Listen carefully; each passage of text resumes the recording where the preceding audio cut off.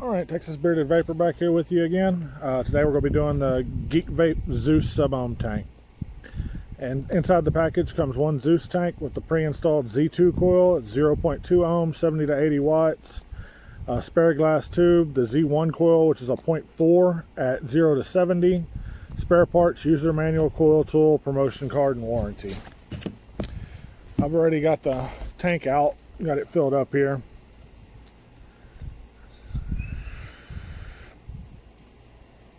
It does look pretty decent. That's not the factory drip tip. It comes with the ugly plain black tip. So of course I exchanged that out for a Gopher Vape tip. Looks a whole lot better now.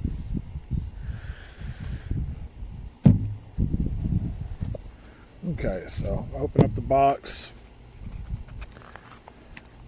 Got this little black package inside that contains everything. And then underneath that is your user manual in a bunch of different languages and your little QC cards and stuff in there. Okay, so when we open up this little black box, we'll have a straight glass. As you can see, I have the bubble on the tank. That's what comes pre-installed. The 0.4 coil and an accessories bag with this little tool. I really do not like this thing. I'm usually not hypercritical on atomizers or mods or anything, but this one I'm not a big fan of. If it's your thing, that's more power to you, but it's not mine. One thing I don't like is this little tool here. It's how you remove that proprietary coil. You got to take this.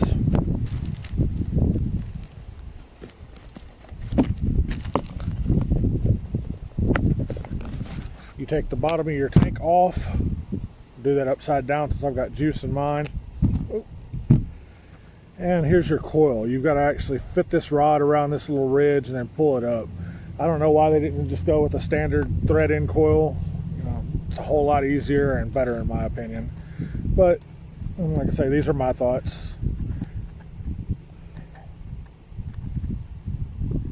Okay.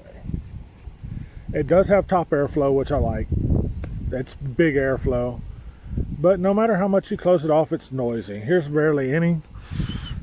Here's wide open. Here's somewhere in between.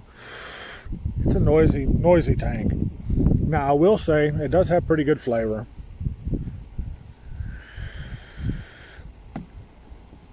Flavor's good. The cloud production isn't where I think it should be. I mean, I'm running this at 77 watts. I should be billowing some clouds out. And these are just kind of wispy.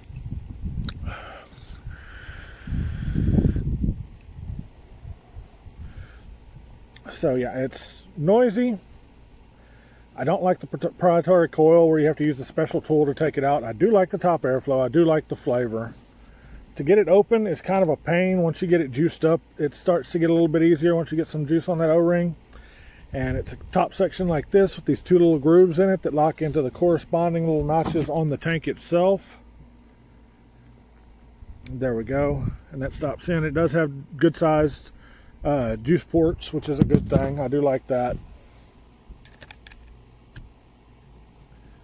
But yeah, like I say, I'm not a huge fan. I really like the Dead Rabbit. I was expecting this to be comparable, but it's really not in my opinion.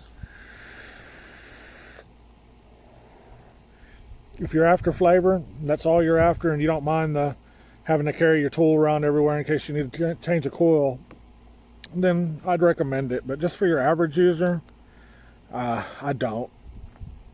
I wouldn't buy it again. I definitely wouldn't buy it again. Okay, now I do have my Emperor tank out here, RDA rather, and what I'll do, I'll go ahead and swap them out, and I'll leave it at the 77 watts just for comparison. I know it's not a sub-ohm tank, so it doesn't really fit the bill, but I should still be getting a lot more vapor production from 77 watts. I tried it all the way up at 80, it started getting dry hits, so I had to back it off to there. Okay.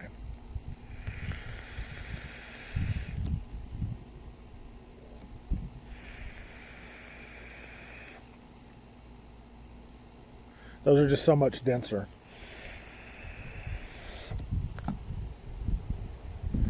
Okay. Back to the tank at hand. It's a floating pin, so you're not going to be able to use it on any hybrids or anything like that. It does protrude quite a bit, which I'm not sure why, but it does protrude. Your juice ports inside the tank are good sized. As you can see there, the silver spot is your juice port. You've got one on each side.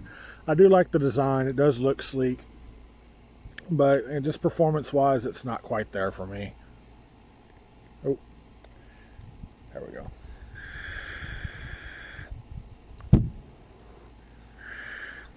Now, I do have to give a shout out to Troublesome 4200. He sent me some coils. Here we go. Some really nice coils. There's some Mohawk aliens in there, some regular aliens, well, a regular alien, and then there's a little juggernaut in there. But these are really nice looking coils. I'll pull one out and put it on the mat and flip the camera around, give you all a nice shot of it. Okay, so here's that Mohawk alien. Like I say, it's a really nice coil. I really do appreciate that. Thank you, Tim. I'll be putting those in my Eternal at some point here shortly. That'll be a different video, though. I just wanted to give you a shout out here. I'll give you another one there. All right, so there you have it. My thoughts on the Zeus. I'm gonna have to give it I'd say a medium rating. I don't want to go low because there are things I do like about it. I do like I said, the styling. I like the flavor, and I like top airflow. But the cons are it's super noisy. It's difficult to get open. It does get a little bit easier as you've got juice worked into that O-ring, but it's a little bit difficult to open. The proprietary coil with the little tool that you're going to lose in a week, I don't like that at all. So yeah, like I say, I'm gonna rate it at a medium. Y'all have a great day and keep it cloudy, my friends.